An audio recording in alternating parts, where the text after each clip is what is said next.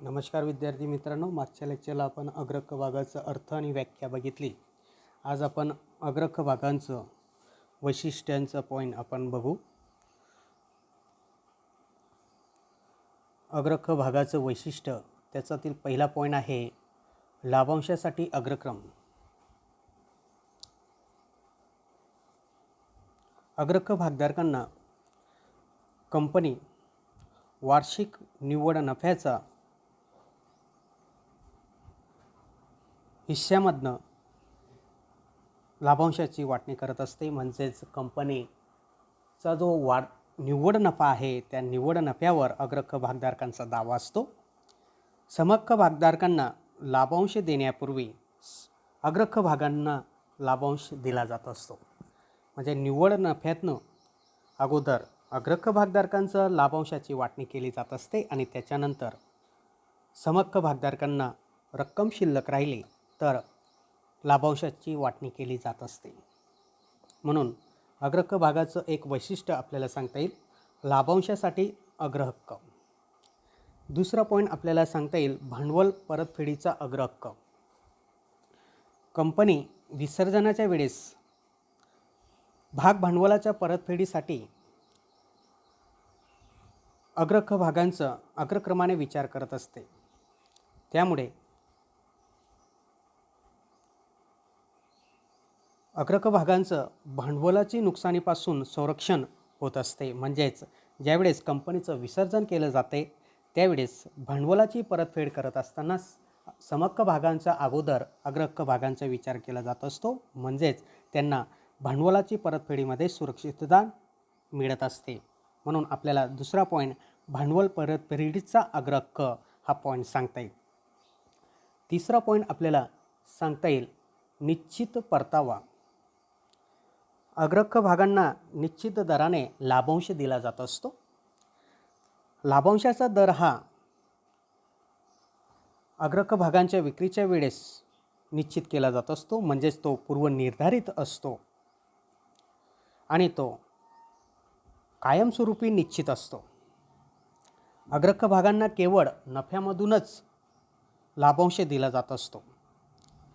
जर एखाद्या वेळेस नफा झाला नाही तर अग्रख भागधारकांना लाभांश मिळत नसतो.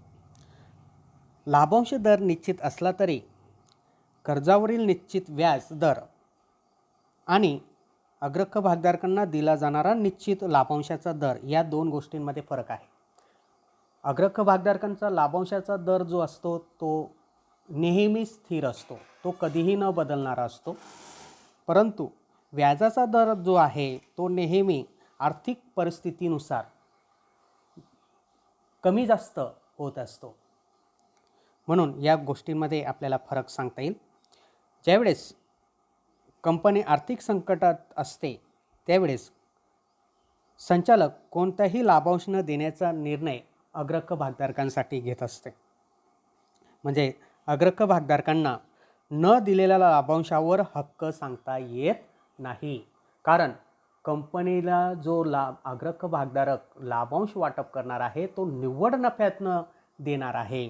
म्हणून कंपनीचं ज्यावेळेस एखाद्या वेळेस नफा झाला नाही तर अशा संकटाच्या कालावधीमध्ये संचालक अग्रख भागधारकांचा लाभांश दर हा पुढे ढकलत असतो. म्हणून निश्चित परतावा जरी हा अग्रख भागाचं वैशिष्ट्य आपल्याला सांगता येईल तरी ज्यावेळेस कंपनीला आर्थिक संकट आलं त्यावेळेस संचालक अग्रख भागधारकांना जो लाभांश दिला जाणार आहे तो पुढे ढकलत असतं. परंतु ज्यावेळेस कंपनी नेहमी प्रॉफिटमध्ये असते, नेहमी नफा कमवत असते त्यावेळेस सर्वात अगोदर अग्रख भागधारकांचा लाभांशाच्या वाटणीचा विचार केला जात असतो निव्वळ नफ्यामधनं. म्हणून निश्चित परतावा हा अग्रख भागाचं एक वैशिष्ट्य आपल्याला सांगता येईल. चौथा पॉईंट आपल्याला सांगता येईल भांडवलाचे स्वरूप. अग्रख भागधारक हे कंपनीला कायमस्वरूपी भांडवल पुरवत नाही. कायमस्वरूपी भागभांडवल हे समहक्क भागधारक कंपनीला पुरवत असतात. अग्रख भागधारक हे विशिष्ट कालावधीसाठी भांडवल पुरवत असते. कारण एका ठराविक कालावधीनंतर या अग्रक भागांची भांडवलाची जी रक्कम आहे ते कंपनीला त्यांना परत करावी लागत असते. जुन्या कंपनी कायदा 1956 मध्ये न परतफेडीचे अग्रक भागांची विक्री कंपनी करत होती. परंतु कंपनी कायदा 2013चा कलम 55(1) नुसार आज कंपनी न परतफेडीचे अग्रक भागांची विक्री करू शकत नाही. म्हणजेच न परतफेडीचे अग्रक भाग म्हणजे काय की ज्या अग्रक भागांचं मुद्दलाची रक्कम, भांडवलाची रक्कम विशिष्ट कालावधीनंतर परत करत नाही, कायमस्वरूपी ती त्यांच्याकडे ठेवते, अशा भागाला न परतफेडीचे अग्रक भाग असे म्हणत असतात. पूर्वीच्या कंपनी कायद्यामध्ये न परतफेडीचे अग्रक भागांची विक्री केली जात होती, परंतु या कंपनी कायदा 2013चा कलम 55(1) नुसार न परतफेडीचे अग्रक भागांची विक्री कंपनी करू शकत नाही. म्हणजेच कंपनी विशिष्ट मुदतीनंतर अग्रक भागांची रक्कम परत करणारेच अग्रक भाग विक्री करू शकते. कंपनीच्या स्थापनेनंतरच्या कालावधीमध्ये ज्यावेळेस कंपनीला अतिरिक्त भांडवलाची गरज भासते त्याच वेळेस अग्रक भागांची विक्री करून कंपनी भांडवल जमा करत असते. कंपनीची ज्यावेळेस स्थापना होत असते त्यावेळेस समहक्क भागांची विक्री करून कायमस्वरूपी भागभांडवल जमा करत असते. म्हणून सुरुवातीच्या कालावधीमध्ये फक्त समहक्क भागांची विक्री करूनच भागभांडवल जमा केलं जात असते आणि नंतरच्या कालावधीमध्ये अतिरिक्त भांडवलाची ज्यावेळेस कंपनीला गरज भासते त्यावेळेस अग्रक भागांची विक्री करून कंपनी आपलं अतिरिक्त भागभांडवल जमा करत असते. अग्रक भागधारकांचा लाभांशाचा दर जो असतो तो स्थिर असतो. त्या स्थिर दरामुळे कंपनीचे अग्रक भागांचे जे बाजार मूल्य आहे यात चढ उतार होत नाही, कारण त्यांचा लाभांशाचा दर निश्चित असतो आणि त्यांना विशिष्ट मुदतीनंतर त्यांच्या भांडवलाची रक्कम परतफेड केली जाते. म्हणून त्यांचं बाजार मूल्य जे आहे ते स्थिर असते. म्हणून लाभांशाचे दर तसेच बाजार मूल्य यात चढ उतार होत नसल्याने अग्रक भागभांडवल हे सुरक्षित मानले जात असते, सुरक्षित समजले जात असते, कारण त्यांचा लाभांशाचा दर आणि त्यांचं दर्शनी मूल्य हे स्थिर असते, बाजार मूल्य हे स्थिर असते, ते बदलत नाही. म्हणून ते गुंतवणूक जी आहे ती सुरक्षित मानले जात असते. म्हणून आपल्याला चौथा पॉईंट भांडवलाचे स्वरूप हा सांगता येईल. पाचवं पॉईंट अग्रक भागाचं वैशिष्ट्यामध्ये आपल्याला सांगता येईल बाजार मूल्य. अग्रक भागधारकांना दिला जाणारा जो लाभांशाचा दर आहे तो दर स्थिर असल्यामुळे त्यांचे बाजार मूल्य बदलत नाही. आपण जर समहक्क भागधारकांशी या अग्रक भागांची तुलना केली तर समहक्क भागांची बाजार मूल्य हे नेहमी बदलत असते, कारण अग्रक भागांचं लाभांशाचा दर हा निश्चित असतो, परंतु समहक्क भागांचा लाभांशाचा दर हा निश्चित नसतो, तो कंपनीच्या नफ्यावर अवलंबून असतो. म्हणून कंपनीला ज्यावेळेस मोठ्या प्रमाणावर नफा होतो, निव्वळ नफा होतो, त्यावेळेस संचालक मंडळ समहक्क भागधारकांना लाभांशाचा दर मोठ्या प्रमाणावर देत असते तुलनेने अग्रक भागांच्या. मग अशा वेळेस या समहक्क भागांचं बाजार मूल्य हे वाढत असते, म्हणजे त्यांचं बाजार मूल्य वृद्धी होत असते. म्हणून समहक्क भागांची तुलना केल्यास अग्रक भागधारकांचे बाजार मूल्य वृद्धी होत नाही, वाढत नाही, कारण त्यांचा लाभांशाचा दर हा स्थिर असतो. म्हणून बाजार मूल्यामध्ये आपल्याला सांगता येईल की समहक्क भागधारकांच्या तुलनेत अग्रक भागांचा बाजार मूल्य हा स्थिर असतो. सहावा पॉईंट आपल्याला अग्रक भागांचं वैशिष्ट्याचं सांगता येईल मतदानाचा अधिकार. अग्रक भागधारकांना मतदानाचे सर्वसाधारण हक्क नसतात. मतदानाचे सर्वसाधारण हक्क फक्त समहक्क भागधारकांनाच असतात. एखाद्या वेळेस कंपनीच्या कामकाजावर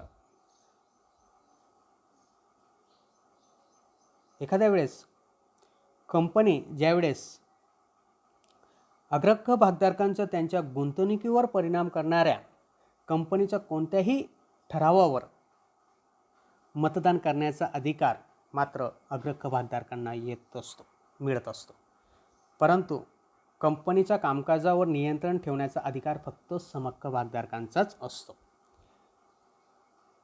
मग ते अग्रख भागांचं कोणत्याही गुंतवणुकीवर परिणाम होत असेल त्यावेळेस त्यांचं त्याच विषयावर ठरावावर मतदान करण्याचा अधिकार हा अग्रख भागधारकांचा असतो. उदाहरणार्थ, भांडवलाच्या परतफेडीच्या अटीमधील बदल.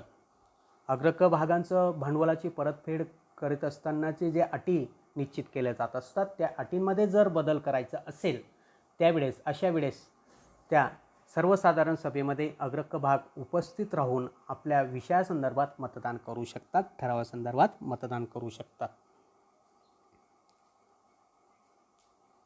किंवा सतत 2 वर्षापासून संचालक मंडळ अग्रख भागधारकांना लाभांशाची वाटणी करत नसेल, म्हणजे 2 वर्षापासून लाभांशाची थकबाकी असेल, अशा वेळेस अशा मुद्द्यावर अग्रख भाग सर्वसाधारण सभेमध्ये मतदान करू शकतात.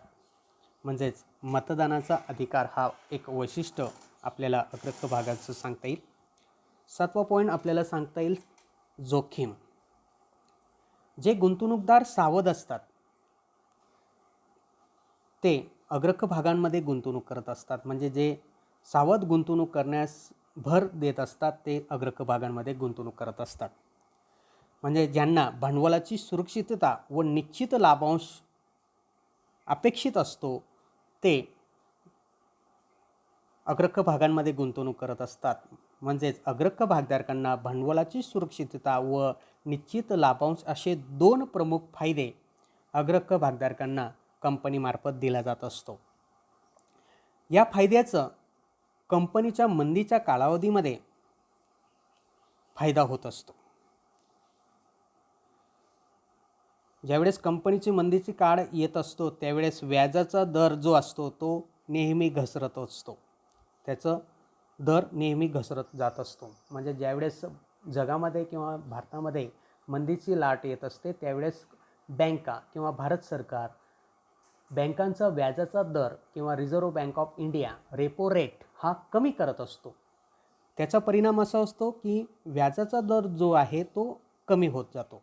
मग अशा वेळेस जे सावध गुंतवणूकदार असतात ते बँकांमध्ये ठेवी न ठेवता ते अग्रख भागांमध्ये गुंतवणूक करत असतात. कारण त्यांना दिला जाणारा जो लाभांशाचा दर आहे तो निश्चित असतो आणि व्याजाचा दर आहे तो व्याजाचा दर हा RBIचा रेपो रेटने ठरवला जात असतो. म्हणजे आर्थिक परिस्थितीनुसार तो कमी जास्त होत असतो. म्हणून अशा निश्चित लाभांश मिळवण्याची अपेक्षा असणाऱ्या व सुरक्षित भांडवलाची गुंतवणूक करणारे अग्रख भाग मंदीच्या कालावधीमध्ये या अग्रख भाग त्यांना सोयीचे होत असतात. मग अशा वेळेस अग्रख भागधारकांना एक वरदानच या गुंतवणुकी संदर्भात म्हणजे अग्रख भागांमध्ये जी गुंतवणूक असते ती एक वरदान अशा सुरक्षित गुंतवणूक करणाऱ्या व्यक्तींना ठरत असते. म्हणून आपल्याला 7वा पॉईंट जोखीम हा सांगता येईल. 8वा पॉईंट दर्शनी मूल्ये. समहक्क भागांच्या पेक्षा अग्रख भागधारकांचे दर्शनी मूल्य हे नेहमी जास्त असते. अग्रख भागांचं दर्शनी मूल्य हे 100च्या पटीत असते. म्हणजे उदाहरणार्थ ₹100 आणि समहक्क भागांचं दर्शनी मूल्य ₹1, ₹5, ₹10 अशा पटीने असते. म्हणजेच समहक्क भागांपेक्षा अग्रख भागांचे दर्शनी मूल्य हे जास्त असते. त्यांचे दर्शनी मूल्य साधारण 100च्या पटीने अग्रख भागांचे असते. 9वा पॉईंट आपल्याला सांगता येईल हक्क भाग व बोनस भाग. कंपनी कायद्याच्या तरतुदीनुसार हक्क भाग व बोनस भाग मिळवण्याचा अधिकार फक्त समहक्क भागधारकांना असतो. आपण समहक्क भागाचं वैशिष्ट्यांमध्ये हा पॉईंट बघितलाच, हक्क भाग व बोनस भाग मिळवण्याचा अधिकार.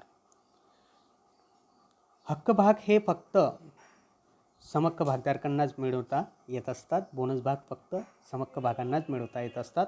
अग्रख भागधारकांना हक्क भाग व बोनस भाग मिळवण्यास पात्र नसतात. शेवटचं अग्रख भागाचं वैशिष्ट्य आपल्याला सांगता येईल गुंतवणूकदाराचे स्वरूप. ज्या गुंतवणूकदारांना मोठ्या प्रमाणावर लाभांशाची अपेक्षा असतात, म्हणजे माफक लाभांशाचा दर मिळवण्याची अपेक्षा ज्या गुंतवणूकदारांना असते, ते गुंतवणूकदार हे अग्रक भागांमध्ये गुंतवणूक करत असतात. म्हणजे माफक अपेक्षा असणाऱ्या गुंतवणूकदारांना अग्रक भाग हे आकर्षित करत असतात. कारण असे गुंतवणूकदार हे परिवर्तनास विरोध करणारे असतात. परिवर्तन करायचं असतं तर परिवर्तनामध्ये रिस्क असते आणि हे रिस्क अग्रक भागधारक घेत नाही. अग्रक भागधारक हे सावध गुंतवणूकदार असतात. त्यांना भांडवलाची सुरक्षितता हवी असते. म्हणून असे जे गुंतवणूकदार आहेत ते स्थिर परताव्याची अपेक्षा करणारे गुंतवणूकदार असतात. म्हणून ते जे गुंतवणूकदार रिस्क स्वीकारत नाही, जोखीम स्वीकारत नाही, त्यांच्या भांडवलाच्या रकमेवर सुरक्षितता ज्यांना पाहिजे असेल, ज्यांना त्यांचं गुंतवणुकीवर निश्चित असा परतावाची अपेक्षा असते, असे गुंतवणूकदार अग्रक भागांमध्ये गुंतवणूक करत असतात. म्हणून गुंतवणूकदाराचे स्वरूप की जे सावध गुंतवणूकदार असतात ते अग्रक भागांमध्ये गुंतवणूक करत असतात. अशा पद्धतीने आज आपण अग्रक भागाचे 10 वैशिष्ट्ये बघितले. पुढच्या लेक्चरला आपण अग्रक भागांचे प्रकार हा पॉईंट बघू.